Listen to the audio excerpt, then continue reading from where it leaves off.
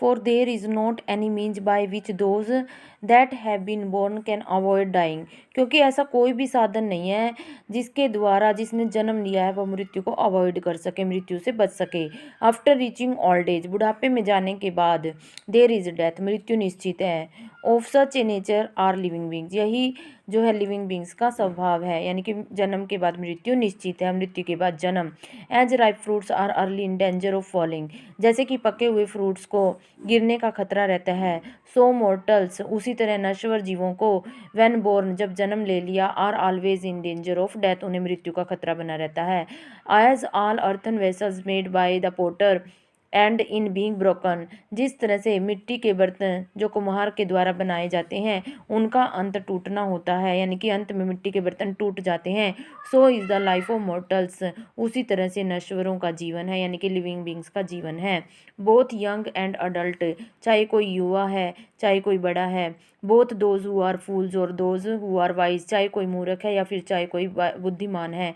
All fall into the power of death, सभी की मृत्यु निश्चित है, सभी को मृत्यु रूपी शक्ति घेर लेती है। ऑल सब्जेक्ट टू डेथ, सबकी मृत्यु निश्चित है, सभी मृत्यु के अधीन है।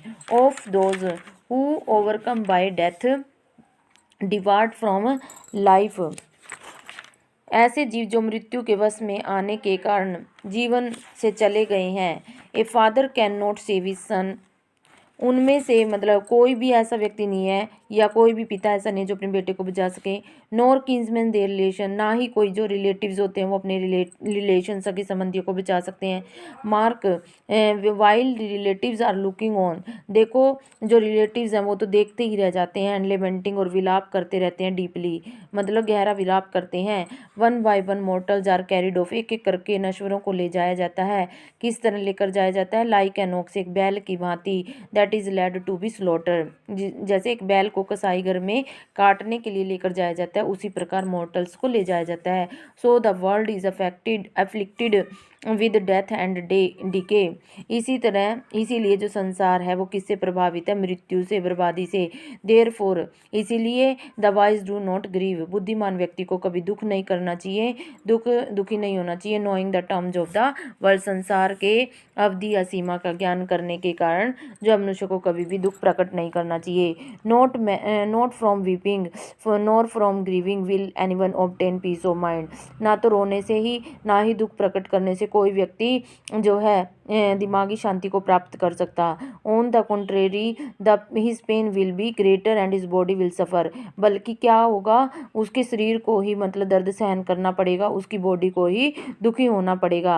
ही विल मेक हिमसेल्फ सिक, वह अपने आप को रो रो के बीमार कर लेगा। और वीक, पेल मतलब पीला उसका चेहरा हो जाएगा, वीक हो जाएगा। Yet the dead are not saved by his lamentation, फिर भी जो विलाप करने से हम जो मर चुका है उसको नहीं बचा सकते। ही हु सीक्स पीस, जो व्यक्ति शांति प्राप्त करना चाहता है, should draw out the arrow of lamentation and complaint and grief, उसे लमेंटेशन मतलब विलाप रूपी, कंप्लेंट मतलब शिकायत रूपी, ग्रीफ मतलब दुख रूपी तीर को अपने शरीर से निकालना होगा। He who has drawn out the arrow, जिस व्यक्ति ने इस दुख रूपी, शिकायत रूपी, विलाप रूपी तीर को निकाल दिया है, and has become composed will obtain peace of mind, वही व्यक्ति दिमागी शांति को प्राप्त कर सकता है।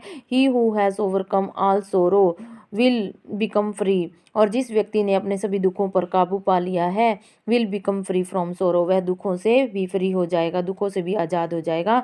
and be blessed, और भाग्यशाली हो जाएगा, भगवान उसका जीवन सुखी कर देगा। ठीक है बेटा, ये लेसन आपने अच्छे से समझना है, रीड करके देखना है और इसके टेक्सुअल क्वेश्चन को फिर नोटबुक पर राइट करना है।